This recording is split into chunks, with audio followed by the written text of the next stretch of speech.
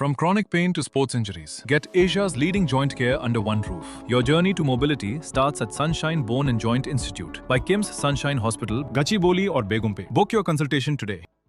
ప్రాణాలు కోల్పోతున్న వారిని తిరిగి జీవితం వైపుకు తీసుకొచ్చే వ్యక్తి ట్యాంక్ బండ్ శివ. ప్రస్తుతం మనం ట్యాంక్ బండ్ దగ్గర ఉన్నాం.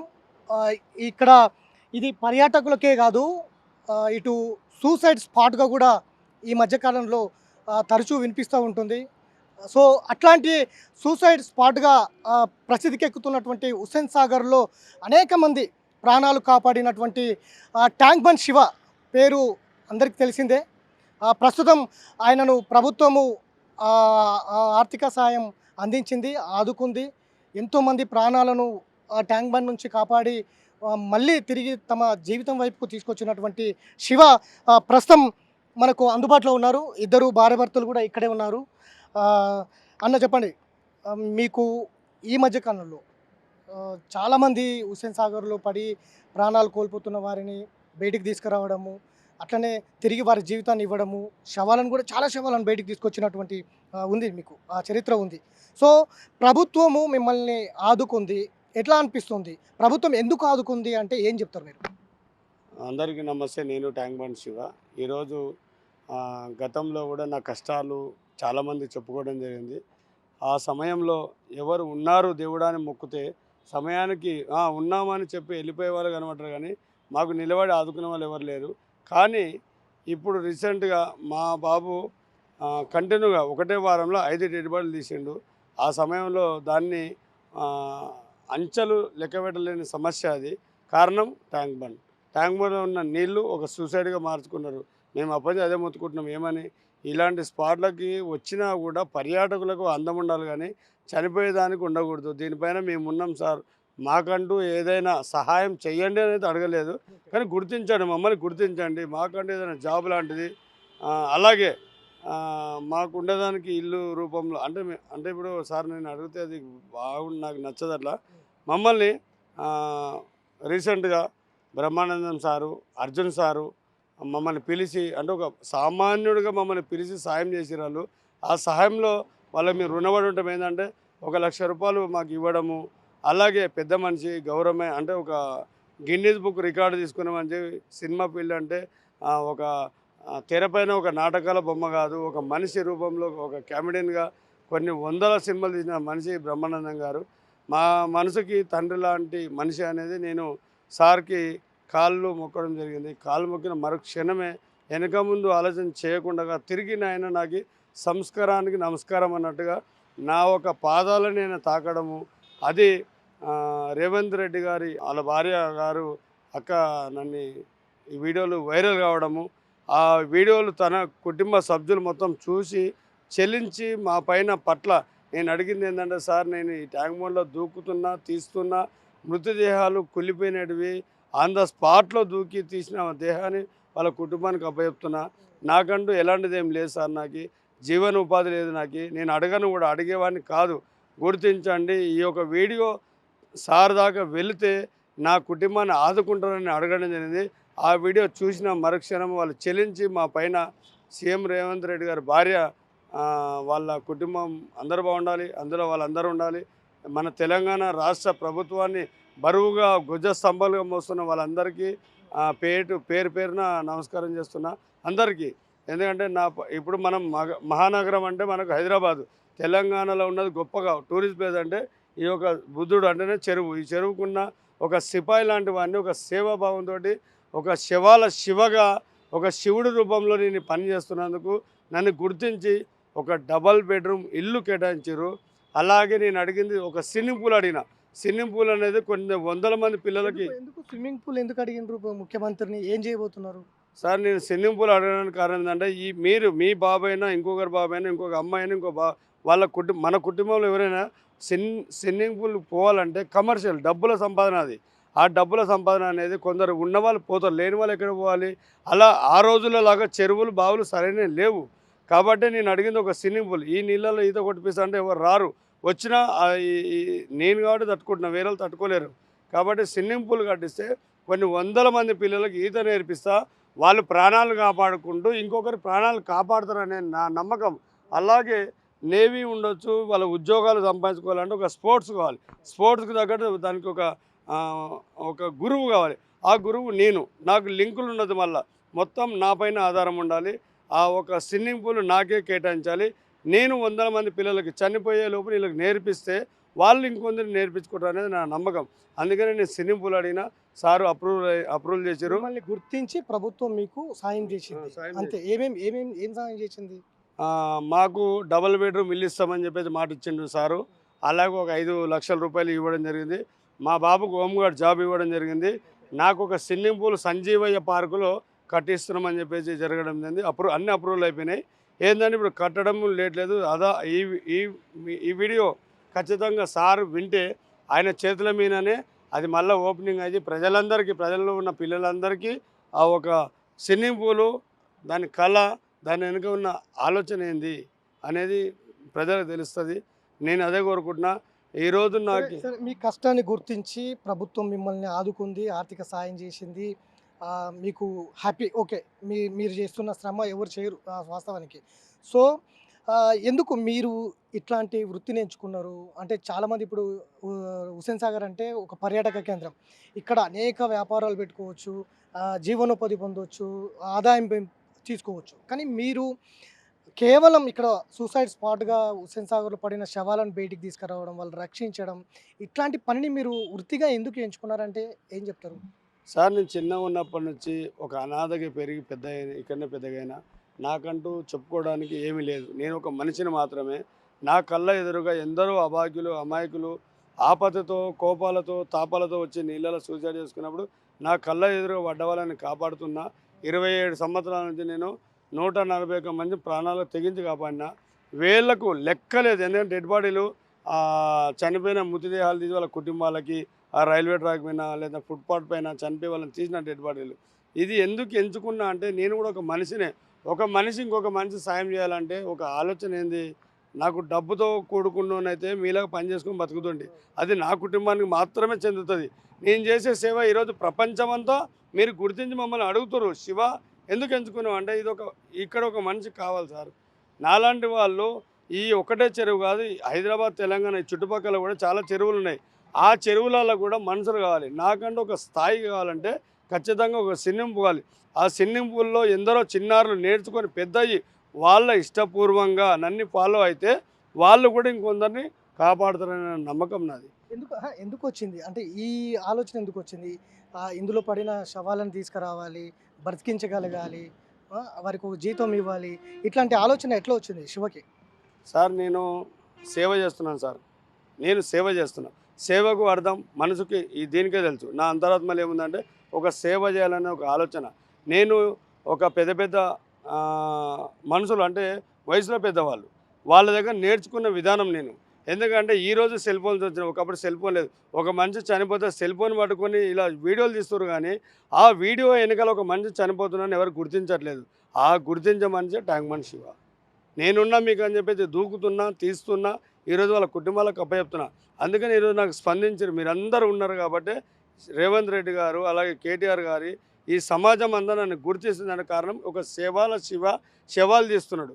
నేను వేరే పని చేయలేను, చేసినా నాకు అది ఇష్టం లేదు. శవాల శివను కుటుంబ సభ్యులు ఏం వ్యతిరేకించలేదా? ఇటువంటి పనులు చేస్తున్నాడు, శవాలను తీసుకుంటున్నాడు అన్న అంశంలో కుటుంబ సభ్యులు నీకు ప్రోత్సహించారా? సార్, నేను చిన్న ఉన్నప్పటి ఒంటరిగా పోరాడినా. తర్వాత నా జీవితంలో కూడా నాకు మా భార్య రావడం జరిగింది. తనకు కూడా నేను చెప్పలేదు. తను కూడా ఒక రెడ్డి కుటుంబంలోకి వెళ్ళి వచ్చి మా ఒక లైఫ్లో ఒక అనాథగా ఉన్న నేను అని ఎప్పుడు చెప్పుకోకుండా మనం అనేటట్టుగానే ఆమె ధైర్యం చెప్పింది. అమ్మ, నేను డెడ్ బాడీ తీసాను చెప్పుకోలేదు నా వారికి. ఉంటూ మెల్లమెల్లగా తెలిసింది. అయినా నన్ను చీకొట్టి వెళ్ళిపోకుండా. అవును సార్, నాది లవ్ మ్యారేజ్. అంటే నా లైఫ్ నాకే సరిగ్గా తెలియదు. అయినా కూడా మా లవ్ మ్యారేజ్ మా భార్య వచ్చింది. తన జీవితమే నా జీవితం అయిపోయింది. మా లక్ష్యం ఏంటంటే సాటి మనిషి సహాయం చేయాలంటే డబ్బే కాదు, ఒక మనిషి కూడా సహాయం చేయగలడు అనేది మేము నిదర్శనము. ఇక్కడ మాకు పెద్ద ఆశలు ఏం లేవు సార్. మా జీవితం మాకు బాగుంది. అందరు బాగుంటే మేము బాగున్నట్టే. అదే మా లైఫ్. ఎక్కడ మీ సొంతూరు? ఎక్కడ? రెడ్డి గుళ్ళం అంటున్నారు, లవ్ మ్యారీడ్ అంటున్నారు. ఏ ఊరు? ఎక్కడ పరిచయమో? ఏ ఊరు మీద?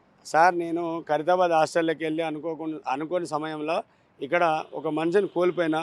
ఆ మనిషిని కోల్పోయిన జీవితమే నా లక్ష్యంగా పెట్టుకొని నేను ఆరాట పడుతూ పోరాటంతో సాధిస్తూ ఎవరేమనుకుంటే నాకేంది అనేది పక్కన పెట్టి ఒక సిద్ధాంతంగా నా ఒక 9 ఏళ్ళ వయసుతోటి నేను అలా నడుస్తున్నా. అదే ఏజ్ 13 ఏళ్ళ వయసు నాకు వచ్చినప్పుడు నాకు ఎవరైతే నా మిత్రుడు నా తమ్ముడు చనిపోయిండో ఆ చనిపోయిన ఒక కుటుంబ సభ్యులలోకి నేను ఒకని అనుకొని ఆ యారుట పోయినా. ఆ యాదగిరి మా భార్యది యాదగిరి గుట్ట, కొత్త బుక్షిరెడ్డి కూతురు చిన్న బిడ్డ శాంత, అదే కొత్త బుచ్చిరెడ్డి భార్య మైసమ్మ, కొత్త మైసమ్మ చిన్న బిడ్డ ఈమె. ఈ బిడ్డనే ఈరోజు నా కుటుంబానికి ఆదరువయ్యి ఒక అన్నదాతగా నేనున్నాను, నీ వెనకాల నడిపిస్తుంది నా భార్య. ఆ ఒక రెడ్డి కుటుంబానికి నా జీవితం తరతరాలుగా యుగాలు అయినా కూడా మేము సేవ చేయడం, వాళ్ళు నా భర్త అని చెప్పుకునేలా ఎదగాలనేది నా లక్ష్యము. నా భర్త ఎన్నడూ ఒక సాటి చీమకైనా సార్, మేము చీమలకైనా హాని చేయడం మాకు నచ్చదు సార్. సాటి మనిషి బాధపడితే మేము చూడలేము. కారణం మా కళ్ళ ఎదురుగా జరుగుతున్నాయి, మేము చూస్తున్నాం. ఇది టూరిజం అంటే ఒక యాత్ర, ఇది ఒక తీర్థయాత్రలో ఎవరైనా ఆపద వచ్చిన వాళ్ళకి ఆదుకోవాలంటే ఒక అంబులెన్స్ ఉండాలి. ఆ అంబులెన్స్ మేము అయిపోయినాం. ఇక్కడ ఒక కర్తవ్యంగా నేను మార్చుకున్నాం. అలాగే మీలాంటి పెద్ద పెద్ద మీడియా మిత్రులు అందరూ మమ్మల్ని ప్రోత్సహించి మా కుటుంబానికి ఆదుకోవాలని, శివన్నకి ఏదైనా చేయండి సార్ అని ప్రతి ఒక్క ఇప్పుడున్న సంస్థ ఏదైతే ఉందో రేవంత్ రెడ్డి గారి దగ్గరికి వెళ్ళాలి, చూడండి ఈ ఒక వీడియో తెలిస్తే తన కుటుంబం బాగుపడుతుందని మీడియా మిత్రులు ఇచ్చిన ఒక వీడియోలే వైరల్ అయ్యి ఆ వైరలే మా కుటుంబాన్ని ఆదుకుంటున్నాయి. ఎంతమంది పిల్లలు మీకు? మీ పిల్లలు ఎంతమంది? ఏం చేస్తూ ఉన్నారు? పిల్లల్ని కూడా మీ ఇటువైపే మీరు చేస్తున్న పనుల్లోకి తీసుకురావాలని అనుకుంటున్నారా? ఎంతమంది పిల్లలు సార్? నాకు 4 కొడుకులు 3 బిడ్డలు సార్. వాళ్ళు కూడా కష్టపడి నాతో, అంటే మేము ఇక్కడ డబ్బు అనే దరిద్రాన్ని మేము పెట్టుకోలేదు సార్. డబ్బు ఇవాళ ఉండి రేపు పోతుంది, అది ఏడిపిస్తుంది, నవ్విస్తుంది. మేము దానికి ఎన్నడూ బానిసలం కాలే, ఒక ప్రేమకు బానిసలమైనాం. సాటి మంచి కన్నీళ్ళలో ఒక అన్నగా, ఒక తమ్ముడుగా, నా భార్య ఒక సోదరిమణిలాగా మేము ఈడ పోరాడుతున్నాం. మీరు ఇక్కడ ఉండే ప్రతి ఒక్కరు మీరు అడిగినట్టు వ్యాపారాలు చేసుకొని పోయే వాళ్ళకి ఏం కావాలంటే డబ్బులు కావాలి, వాళ్ళు ఇంటికి వెళ్ళిపోతారు. మేము ఇంటికి పోము, ఇక్కడనే ఉండి 24 గంటలు వర్షం రాని ఎండ రాని ఇక్కడ ఏం జరిగినా కూడా శివ ఉన్నాడు అక్కడ, వెళ్ళండి ఇమీడియట్లీగా వెళ్ళి మన వర్క్ చేయండి అంటే మేము అంత స్పీడ్గా ఉంటాం. కాబట్టి నా కొడుకు కూడా ఆయన 12 అంటే 10 అయిపోయింది, కానీ ఒక మనిషికి సాయం చేయాలనేది నా కొడుకు నేను చూస్తున్నా. అంటే గతంలో నేను ఎలాగైతే ఉన్నానో అదే యాజిటీస్గా నా కొడుకు వేణుమాధవ్ కూడా అదే చేస్తుండు. దాన్ని మీరందరూ గుర్తించి ప్రజల్లో ఒక్కడు సేవాభావంతో కొట్లాడుతుండని రేవంత్ రెడ్డి గారికి తెలిసేలా చేసిరు. రేవంత్ రెడ్డి గారు స్పందించారు, మా పట్ల దయ కరుణ మొత్తం చూపించి ఈరోజు మమ్మల్ని ఆదుకుంటుండ్రు. మాకు చాలా సంతోషం. మీ అబ్బాయి కూడా ఇప్పుడు మీరు చేసే దాంట్లోనే చేస్తున్నా, శవాలు కావచ్చు సాయం చేస్తున్నాడా? అవును సార్. ఇప్పుడు బాబు సార్ వాళ్ళు ఏంటంటే మీకు మీ బాబుని హోంగార్డ్ జాబ్ ఇప్పిస్తున్నాం, చదువుకున్న దానికి హోంగార్డ్ జాబ్ ఇస్తున్నాం. ఆ హోంగార్డ్ జాబు దీంట్లో చేస్తాడా లేదంటే ట్రాఫిక్లో చేస్తాడా? ఒక చదువుకున్న అబ్బాయికి ఏం కావాలో చేయండి. మేము చేసే సేవాభావం అనేది 10 మందికి పని ఇవ్వాలి, దానికోసం అంకితం. తను చేసే కష్టము, నా పిల్లలు ఉన్నారు, 3 ఆడపిల్లలు ఉన్నారు, వాళ్ళకు పెళ్ళిళ్ళకు అంటే జీవన ఉపాధిగా వాళ్ళు గుర్తించి మా బాబు హోంగార్డ్ జాబ్ ఇచ్చారు. చాలా సంతోషం. తను నాతో పాటు వచ్చిన హ్యాపీ, తను కూడా 10 మందికి ఇంకా మంచి చేయాలని కోరుకుంటున్నాను నేను. ఇప్పటి వరకు శవాల శివ ఎంతమందిని హుస్సేన్ సాగర్లో ఎంతమందిని కాపాడారు? ఎన్ని శవాలను బయటికి తీసుకొచ్చారు? అంటే వాళ్ళ నుంచి రెస్పాన్స్ ఎట్లా ఉంది? వాళ్ళ కుటుంబ సభ్యుల నుంచి కావచ్చు, ఇతరత్ర సంబంధించిన సార్ నేను చేస్తుంది ఒక సేవ సార్. ఒక సేవ అనేది చెప్పుకుంటే వచ్చేది కాదు. ఒక మనిషి ఈ చేయితోటి చేస్తే ఆ చేయికి తెలియకూడదు. ఓ కంటి బొమ్మల చెత్తబడ్డ ఈ కన్నుకు బాధ, ఈ కన్ను పడ్డ ఈ బాధ. అలాగే నేను చేసిన సేవ కూడా ఒకరు చెప్పుకోకుండా మా కుటుంబం అంతా దీనికి అంకితం అయిపోయి దీన్ని మా స్వతంత్రంగా మేము చేస్తున్నాము. అలాగే ప్రజలు కూడా మమ్మల్ని ఆదరిస్తారు. శివన్న ఎక్కడున్నామంటే ఒక శివన్న అనే ఒక పదానికే మేము దాసోహం అయిపోయినాం ఇక్కడ. ఇది మాకు మళ్ళీ జన్మ అంటూ ఉంటే ఇలాగే ఉండాలని మేము కోరుకుంటున్నాము. ప్రపంచంలో ఎవరికి ఏం దక్కిందో ఎవరికి ఏం దక్కలో మాకు తెలియదు, కానీ ఒక శివుడు రూపంలో నేను ఒక కాటి కాపరిగా ఇక్కడ పనిచేస్తున్నా. ఆ పనికి ఇప్పుడున్న సమాజంలో అడిగిన దానికి ప్రతిఫలం ఏంది? రేవంత్ రెడ్డి గారు ఈ యొక్క ప్రభుత్వం అంతా మా వైపు చూస్తుంది, మమ్మల్ని గమనించారు, మమ్మల్ని ఆదుకుర్రు. ఇప్పుడు నా భార్య కూడా అదే నాతో పాటు చేస్తుంది. కారణం చేస్తుందంటే నేను లేని పక్షాన ఇది జరిగినప్పుడు తను నేనున్నాను సార్ అని ముందరికి వస్తుంది. అలాగే మా అబ్బాయి కూడా నేనున్నానని ముందరికి వస్తుండు. మా ముగ్గురము ఇంత కష్టపడుతున్నందుకు ప్రభుత్వం గుర్తించి మీడియా మిత్రులు అందరూ మమ్మల్ని ఒక భుజ స్తంభాలుగా మమ్మల్ని మోసి మా కష్టాలను ప్రజల్లోకి తీసుకెళ్ళి ఏం ఆశించట్లేదు వీళ్ళకి ఏదైనా చేయండి అని అంత పెద్ద అధికారి దగ్గర తీసుకోవడం మాకు చాలా సంతోషం అనిపిస్తుంది అన్న. ఇంకోటి ఏంటంటే నేను 27 సంవత్సరాల నుంచి 141 మనిషిని నీళ్ళల్లో దూకి కాపాడినా. అనుకోకుండా ఒక 5-6 నెలలు అవుతుంది ఒక అమ్మాయిని ఇక్కడ కాపాడడానికి పోయినప్పుడు ఇక్కడ షోల్డర్ నాకు బోన్ ఇరిగింది. అదే ప్రమాదం ఎవరు చెప్పిరాదు. నేను కూడా ఎప్పుడు ఏమైంది నాకు తెలియదు. ఎవరు ఏ యుద్ధం ఎంచుకుంటారో దానికి అంకితం అయిపోతారు. సో అలా వచ్చిన నేనైతే బాధపడను. నేను చేసే సేవలో నాకు ఇది అయింది. రేవంత్ రెడ్డి గారు sir, OSD sir, Vemula Srinivasulu గారు కూడా శివ ఫస్ట్ నీ ఆరోగ్యం ఎట్లుందని అడిగిండు. అదొకటే నాకు మంచిగా అనిపించింది సార్ ఇక్కడ. ఎందుకంటే ప్రభుత్వం ఉందా లేదా అనేది పక్కన పెడితే శివ నీ ఆరోగ్యం ఎట్లుంది, నీకు ఏం కావాలి బాబు అని అడిగిండు. ఆయనకు మేము జీవితాంతం రుణపడి ఉంటామని మనస్ఫూర్తిగా కోరుకుంటున్నాం సార్. మాకు ఈ అవకాశం ఇచ్చిన మీ అందరికీ రుణపడి ఉంటామని చెప్పేసి అనుకుంటున్నా. ఈమెనే మా శాంతమ్మ. ఒకసారి సతీమణి శివ, ట్యాంక్ బండ్ శివ సతీమణి ఉంది. ఇద్దరు కూడా ప్రేమ వివాహం చేసుకున్నామని చెప్తా ఉన్నారు. దాదాపు ఎన్నో శవాలను ట్యాంక్ బండ్ నుంచి బయటికి తీసుకొచ్చారు. ఆమె ఎలా ప్రోత్సహిస్తుంది భర్తని, ఏ విధంగా ఉందో ఒకసారి అడిగి తెలుసుకుందాం. ఎలా అనిపిస్తుందమ్మా భర్త ఈ చేసే పనిని కావచ్చు, లేకపోతే మీరు చూస్తూ ఉన్నారు, ఎలా అనిపిస్తుంది మీకు? అన్న ఎలా అనిపించేది కాదన్న, నాకు చాలా గౌరవంగా ఉంది. ఎందుకంటే నా భర్త 10 మందికి సేవ చేస్తున్నాడు. ఆ సేవ ఎవరు చెయ్యరు. ఒక మనిషిని ప్రాణాలతో కాపాడడం అంటే ఒక డాక్టర్, తర్వాత నేను చూసినది నా భర్త. అది ఒక మనిషి వెనకాల చాలామంది ఉంటారు. ఆ కుటుంబానికి ఎంతో సంతోషం ఉంటుంది ఆ మనిషిని కాపాడితే. ఆ సంతోషం వాళ్ళ కళ్ళల్లో చూస్తే నా భర్త ఇంత మంచి పని చేసిండు కదా అని చాలా హ్యాపీగా ఉంది. దాన్ని కూడా నేను కూడా ఎంచుకున్నాను. వాళ్ళకు మనం చేసే చిన్న పని, వాళ్ళ సంతోషము మన పిల్లలకు దీవెన. అలా ఆలోచించి నా భర్తకు నేను ఏ రోజు అడ్డు చెప్పలేదన్న. పిల్లలు కూడా ఉన్నారంటున్నారు. సమాజంలో ఏమన్నా అవమానాలు అట్లాంటివి ఎదురయ్యాయా? మీ భర్త శవాలు తీస్తాడు, హుస్సేన్ సాగర్లో పడిన శవాలు తీస్తారు, అట్లా ఆ పని చేస్తాడు, ఈ పని చేస్తాడు, అట్లాంటివి ఏమైనా మీకు ఎదురయ్యాయా? అలాంటివి ఎదురైనాయి అన్న, కానీ మేము ఎవరికి చెప్పుకోలేదు. ఎందుకంటే ఒకటి, నా పెద్ద కొడుకు కడుపుతోటి ఉన్నప్పుడు ఈ పాపని రోడ్డు మీద ఎందుకు పెట్టాలి అని చెప్పి కింద రూమ్ అడగడానికి పోతే, ఆ రూమ్ తీసుకున్న ఒక 4వ రోజుకు 5వ రోజుకు పక్కన వాళ్ళు ఉండి వాళ్ళు శవాలు తీస్తారు, వాళ్ళ దగ్గరకు పోవద్దు, వాళ్ళ భర్త శవాలు తీస్తారు, మీరు దూరంగా ఉండండి, మీరు నీళ్ళు పట్టుకున్న ముందు పోతే పక్కకు జరగండి అనే అవమానాలు పన్నాము. కానీ మేము పట్టించుకోలేదన్న. అంటే మేము చేసే పని మంచిది, అది మాకు తెలుసు, ఆ శివునికి తెలుసు, కానీ మేము పట్టించుకోలేదు. ఆడ ఏదో మేము మా ఇబ్బందులు బాగలేవని చెప్పి అక్కడికి వెళ్ళి రావడం జరిగింది. మళ్ళీ నేను ఇదే రోడ్ పైననే నా పిల్లగాన్ని పెట్టుకొని ఇక్కడనే ఉండడం జరిగింది. ఎక్కడ ఉంటారమ్మా మీరు ఉండేది? ఎక్కడ? ఇదే ట్యాంక్ బండ్, ఇదే లేపాక్షిలోనే ఉన్నా అన్న. నా పిల్లలని పెట్టుకొని ఇదే లేపాక్షిలోనే ఉన్నా. ఏం చదువుతున్నారు పిల్లలు? మీ అంటే పిల్లలు కూడా ఇదే పని చేస్తున్నారా?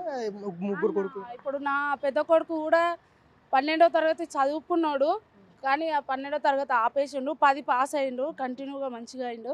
అది వాళ్ళ డాడీ ఒక్కడే సర్వీస్ చేస్తున్నాడు కాబట్టి ఆ అబ్బాయి కూడా చిన్నతనం నుంచి అప్పుడప్పుడు సెలవులప్పుడు మా అమ్మ దగ్గర చదివిపించిన, ఇక్కడ మాకు జర అనుకూలంగా లేకుంటే అప్పుడప్పుడు సెలవులప్పుడు రావడం, వాళ్ళ డాడీ చేసే పని ఆ బాబు కూడా పోయి తాడు పట్టుకోవడము, ఏదో చిన్న చిన్నగా చేయడం, తండ్రికి ఒకరికి ఇబ్బంది అవుతుందని చెప్పి బాబు కూడా ఇదే సేవనే ఎన్నుకున్నాడు. పెద్ద బాబు కూడా డాడీతో పాటే చేస్తున్నాడు. ఇంకా 3 బాబులు చదువుకుంటున్నారు. పెద్ద పాపకు మ్యారేజ్ చేసిన, మా అమ్మ కండ్లు లేవు అమ్మకు ఇబ్బంది అవుతుందని చెప్పి పాపకు పెళ్లి చేసిన, అక్కడే ఉంది. అది ఇరుగుటనే ఇచ్చినాము. మా ఇంటికి నా తమ్మునికే ఇచ్చిన. ఇంకా పాప అక్కడ ఉంది. ఇంకా 2 అమ్మాయిలు కూడా చదువుకుంటున్నారు. అంటే మీరు ఇన్ని శవాలు తీశారు కదా, భర్తతో పాటు మీరు కూడా ఉంటున్నారు, భర్తనే ఈ సర్వీస్ చేస్తూ ఉన్నారు, ఇన్ని శవాలు ట్యాంక్ బండ్ నుంచి తీశారు. మీ ఆయనకు ట్యాంక్ బండ్ శివగా పేరు కూడా మంచి పేరు ఉంది. కానీ ఎట్లా అనిపిస్తుంది అంటే ఇన్ని అనుమానాలు ఎదుర్కొన్నారు, శవాలు తీసిన కుటుంబాలు కావచ్చు, పబ్లిక్ కావచ్చు, ప్రజలు కావచ్చు, మీ దగ్గరికి వచ్చారా ఎప్పుడైనా? అంటే మళ్ళీ దాంట్లో కూడా ఏమైనా గతంలో రూమ్ అడిగినందుకు అవమానపడ్డారు, అట్లాంటివి ఉన్న పరిస్థితుల్లో మానవత్వం శవాలు తీసినందుకు, వాళ్ళకి అప్పగించినందుకు మీ దగ్గరకు వచ్చారా ఎవరైనా అట్లా? అన్న ఇప్పుడు నా భర్త ఒక ఇద్దరు లవర్స్ వాళ్ళు వదిన మరిది తెలియదు.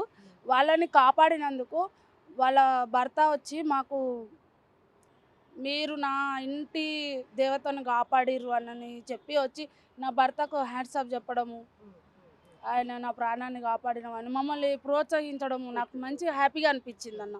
అది కాకుండా కరోనా టైంలో ఒక అన్న చెల్లెలు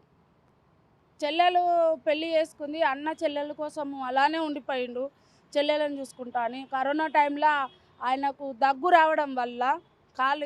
రావడం వల్ల అతనికి కరోనా వచ్చిందని చెప్పి చెల్లెలుండి ఆ ముసలతను ఒక 50-60 ఏళ్ళు ఉంటాడు ముసలతను, ఆయనని పక్కకు పెట్టడము, ఆయన మనసు చెల్లించి వచ్చి ట్యాంక్ బండ్ ఇక్కడనే పక్కనే మేము కింద ఉన్నాము, అతను పైన దూకేసిండు. పైనకి వెళ్ళి వాటర్లో దూకడము, మేము పోయి ఆయనను కాపాడి ఏంది నీ పరిస్థితి ఏంది, ఎందుకు ఇట్లా చేసినావు, నాకు కరోనా వచ్చింది అని చెప్పి ఆయన బాధపడము. అది అతన్ని ఇంటికి పంపించినాక వాళ్ళ చెల్లెల భర్త వచ్చి మా హస్బెండ్కి ఒక కొంచెం మనీ ఇచ్చి మమ్మల్ని ఆదుకున్నట్టు ఆయన కాపాడినవానని చెప్పి వచ్చి మమ్మల్ని మా పిల్లలని చూసి చాలా సంతోషపడి మా దీవెనలు మీకు ఎప్పుడు ఉండాలి, మీకు ఏదన్నా ప్రభుత్వం తరపు నుంచి ఏదన్నా రావాలని నా మనస్ఫూర్తిగా కోరుకుంటున్నాను ఆయన మాకు చెప్పడము. ఇదే ఏమో అంటారు కదా అన్న, పుణ్యము ఎక్కడ పోదు అని. మొత్తం ఒకలాగా ఒక వైపు అయితే మీ పిల్లలు మీ కుటుంబము అంతా ఈ ఈ పనినే వృత్తిగా ఉన్న పరిస్థితుల్లో ప్రభుత్వము మిమ్మల్ని ఆదరించింది, ఆర్థిక సహాయం చేసింది, ఎట్లా అనిపిస్తుంది ప్రభుత్వం గుర్తించడం కావచ్చు, ఎట్లా అనిపిస్తుంది? అన్న మేము రోడ్డు మీద ఉండే వాళ్ళని గత ప్రభుత్వం కావచ్చు, ఇప్పుడు ఈ ప్రభుత్వం కావచ్చు, మమ్మల్ని ఆదుకుందని అంటే మాకు చాలా హ్యాపీగా ఉందన్న. ఎందుకంటే ఈ 27 నా భర్తను పెళ్ళి చేసుకున్న అప్పటి నుంచి ఇప్పటి వరకు కొన్ని రోజులు మేమంటే ఎవరో మాకే తెలియదు. మేము చేసే సేవ చేస్తున్నాము, మేము చేసేది అంత ఎవరికి పోతుంది, డిపార్ట్మెంట్కి పోతుంది. సరే వాళ్ళు మాకు సపోర్ట్ ఇస్తున్నారు కాబట్టి మేము కూడా చేస్తున్నాము. అది కాదు, ఇప్పుడు మీడియా మిత్రుల తరపు నుంచి మేము బయటకు రావడం జరిగింది, మా పేరు బయట చెప్పడము, మా గురించి ప్రభుత్వానికి మా పిల్లలకి ఏదో కొంచెం సహాయం అందడం జరిగింది. దీనికి మాత్రము మీడియా మిత్రులకి ప్రభుత్వంలో ఉన్న ప్రతి ఒక్కరికి చిన్న డ్యూటీ నుంచి సీఎం వరకు వాళ్ళ మేడం భార్య వాళ్ళ దగ్గర నుంచి అందరికీ వాళ్ళందరికీ పేరున నాకు ధన్యవాదాలు. నా కుటుంబానికి ఆదుకున్నందుకు, నా పిల్లలకు సంతోషంగా, నా కొడుకుకు ఇప్పుడు హోంగార్డ్ జాబ్ ఇచ్చిండు. లైఫ్లో మా ఇంట్లో ఒక ఆఫీసర్ ఉన్నాడు అనే నేనైతే ప్రౌడ్గా ఫీల్ అవుతున్నాను. ఇప్పుడు ఏ రోజు లేని ఈ సంతోషం ఈరోజు మాత్రం మా ఇంట్లోకి వెళ్ళి రోజు ఒక అబ్బాయి డ్యూటీకి పోయి వస్తాడు కదా అని హ్యాపీగా ఉందన్న, చాలా హ్యాపీగా ఉంది. ఇది విన్నాం కదా, శవాల శివ, ట్యాంక్ బండ్ శివ దంపతుల చెప్తున్నటువంటి అంశాలు. అంటే ఎవరిని కదిలించినా ఒక కథ వినిపిస్తూనే ఉంటుంది. ప్రస్తుతం ట్యాంక్ బండ్ శివ రోజు తన వృత్తి అంతా కూడా ట్యాంక్ బండ్లో జీవితం మీద విరక్తి పుట్టి ట్యాంక్ బండ్లో పడి సూసైడ్ చేసుకునే వారందరినీ కూడా రక్షించడానికి, మళ్ళీ వారికి ఒక జీవితం ఇవ్వడానికి, లేదంటే ఆ శవాలను బయటికి తీసుకొచ్చి వారి కుటుంబాలకు అప్పచెప్పడం వాళ్ళ జీవన వృత్తిగా ఎంచుకున్నటువంటి శివ దంపతులకు ప్రభుత్వం కూడా గుర్తించి ఆర్థిక సాయం చేసింది. వాళ్ళ లైఫ్ని ఇంత ఆధారం చూపించినటువంటి పరిస్థితి ఉంది. వాళ్ళు కూడా ప్రభుత్వానికి కృతజ్ఞత తెలుపుతూ ఉన్నారు. నిజంగా మమ్మల్ని గుర్తించడం ఎంతో ఆనందంగా ఉంది, మమ్మల్ని ప్రోత్సహించడం కూడా ఎంతో ఆనందంగా ఉంది. అనేక అవమానాలను ఎదుర్కొన్నాం. రూమ్ ఇవ్వాలన్నా కూడా, ఎక్కడైనా ఇల్లు కిరాయి తీసుకుందామన్నా కూడా, అద్దెకి తీసుకుందామన్నా కూడా అవమానించారు. వాళ్ళు శవాలు తీసేవాళ్ళు, వాళ్ళు శవాలను ముట్టుకుంటారు అన్న అవమానాలను ఎదుర్కొని ఇవాళ ఇదే వృత్తిని ఒక డాక్టర్ వృత్తిగా ఫీల్ అవుతూ ఉన్నారు. ఒక అంబులెన్స్ ఎమర్జెన్సీ వృత్తిగా వాళ్ళు ఫీల్ అవుతున్నారు. కంట్లో నీళ్ళు తెచ్చుకుంటున్నారు. చాలా హ్యాపీగా ఉంది, ఈ వృత్తి బాగుంది. వాళ్ళని రక్షించడమే మా ఈ డాక్టర్ వృత్తి కన్నా గొప్ప వృత్తి అంటూ కూడా వాళ్ళు భావోద్వేగంతో చెప్తున్నటువంటి పరిస్థితి. ముఖ్యంగా ప్రభుత్వానికి కృతజ్ఞతలు చెప్తున్నారు. మమ్మల్ని గుర్తించి ఆర్థిక సహాయం చేసినందుకు ప్రత్యేకమైనటువంటి ధన్యవాదాలు కూడా శివ దంపతులు చెప్తున్నటువంటి పరిస్థితి. వీడియో జర్నలిస్ట్ సంతోష్తో వెంకట్, బిగ్ టీవీ, హైదరాబాద్.